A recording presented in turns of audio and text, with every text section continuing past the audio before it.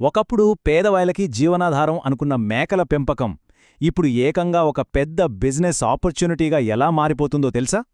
అసలు ఈ మార్పు వెనుకున్న కథేంటో మనం ఈరోజు వివరంగా చూద్దాం. చాలా ఏళ్లుగా మేకని పేదవాని ఆవు అని పిలుచుకునేవాళ్లం.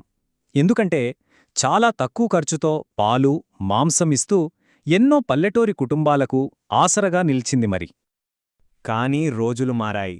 ఇప్పుడు సీన్ మొత్తం రివర్స్ అయింది. ఒకప్పటి ఆ పేదవాని ఆవే ఇప్పుడు కొత్తగా వ్యాపారం మొదలుపెట్టేవాళ్లకి ఒక బంగారు గనిలా కనిపిస్తోంది. అసలు ఈ మార్పు ఎందుకొచ్చింది? ఉన్నట్టుండి మేకల పెంపకం ఇంత పెద్ద బిజినెస్గా ఎలా ఎదుగుతోంది?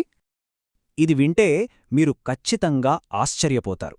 2019 లెక్కల ప్రకారం మన భారతదేశంలో ఏకంగా 149 మిలియన్ల మేకలున్నాయట. అంటే దాదాపు 15 కోట్లు. ఊహించండి, దీని వెనక ఎంత పెద్ద ఆర్థిక వ్యవస్థ నడుస్తుందో. మరి ఈ బూమ్ వెనుకున్న అసలు కారణాలేంటి? 1.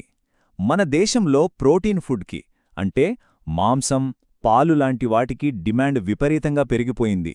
ఇంకో విషయమేంటంటే మిగతా వాటితో పోలిస్తే చాలా తక్కువ పెట్టుబడితోనే మొదలుపెట్టొచ్చు. దీనికి తోడు ప్రభుత్వం కూడా సబ్సిడీలతో సపోర్ట్ చేస్తుంది.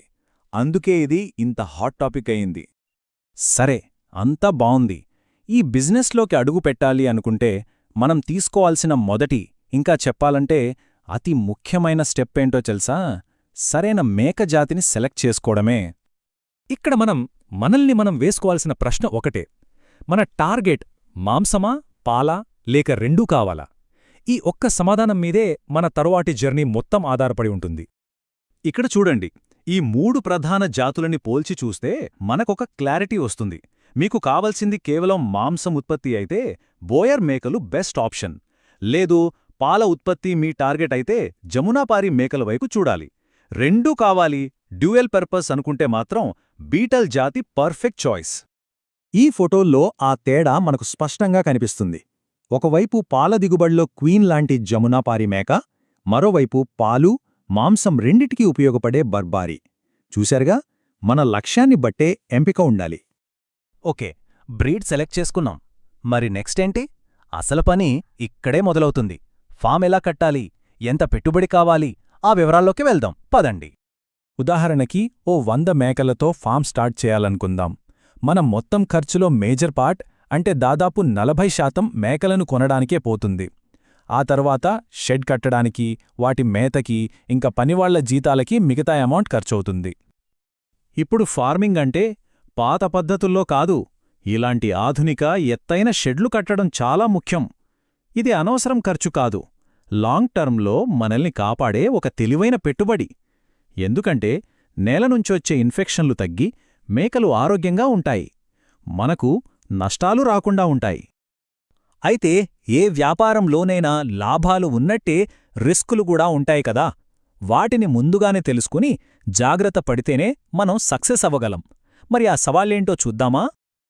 ప్రధానంగా మార్కెట్లో దళారీల డామినేషన్ చాలా ఎక్కువ. దీనివల్ల రైతుకు రావాల్సినంత డబ్బులు రావు. దీనికి తోడు ఎండాకాలంలో పచ్చిమేత దొరకడం కష్టం. అలాగే పచ్చికబయళ్లు కూడా తగ్గిపోతున్నాయి. ఇవన్నీ మేనేజ్మెంట్ కాస్ట్ని పెంచేస్తాయి. అన్నింటికన్నా పెద్ద డేంజర్ ఒకటి ఉంది. అదే పీపీఆర్ అంటే మేకల ప్లేగు వ్యాధి. ఇది చాలా డేంజరస్. ఒకదానికి వస్తే చాలు, చాలా వేగంగా వ్యాపించి మొత్తం మందనే నాశనం చేసేయగలదు. అందుకే హెల్త్ మేనేజ్మెంట్ విషయంలో అస్సలు రాజీ పడకూడదు. అయితే గుడ్ న్యూస్ ఏంటంటే దీన్ని మనం చాలా ఈజీగా ఆపొచ్చు. జస్ట్ ఈ 3 సింపుల్ రూల్స్ పాటిస్తే చాలు. 1. టైంకి కరెక్ట్గా వ్యాక్సిన్లు వేయించడం. 2. కొత్తగా కొన్న మేకల్ని వెంటనే మందులో కలపకుండా ఓ 2-3 వారాలు వేరుగా ఉంచి గమనించడం. 3. ఫామ్ని ఎప్పుడూ క్లీన్గా పొడిగా ఉంచుకోవడం. అంతే. ఇన్ని సవాళ్లు దాటుకుని పక్కా ప్లానింగ్తో ముందుకెళ్తే అసలు లాభాలు చూడటానికి ఎంత టైం పడుతుంది? ఈ బిజినెస్ నిజంగా ప్రాఫిటబులేనా? ఎక్స్పర్ట్స్ ఏం చెప్తున్నారంటే ఒక మేకల ఫామ్ బ్రేక్ ఈవెన్ పాయింట్కి రావడానికి, అంటే పెట్టిన పెట్టుబడి వెనక్కి రావడానికి సాధారణంగా 18 నుంచి 24 నెలల టైం పడుతుంది. ఇదే మాట నిపుణులు కూడా అంటున్నారు. ఒక మంచి పద్ధతిలో నడిచే మేకల ఫామ్ 18 నుంచి 24 నెలల్లో బ్రేక్ ఈవెన్ అవుతుంది. ఆ తర్వాత నుంచి అదొక మంచి రెగ్యులర్ ఇన్కమ్ సోర్స్గా మారిపోతుంది. అంటే సరైన ప్లానింగుంటే 2 ఏళ్లలో ఫామ్ లాభాల బాట పట్టడం ఖాయమన్నమాట. సో చూశారుగా, ఒకవైపు పెరుగుతున్న డిమాండ్, మరోవైపు కొత్త టెక్నాలజీ. ఇలాంటి టైంలో ఒకప్పటి పేదవాని ఆవుని ఒక పవర్ఫుల్ బిజినెస్గా మార్చడానికి ఇంతకంటే మంచి అవకాశం ఉంటుందా? ఒక్కసారి ఆలోచించండి.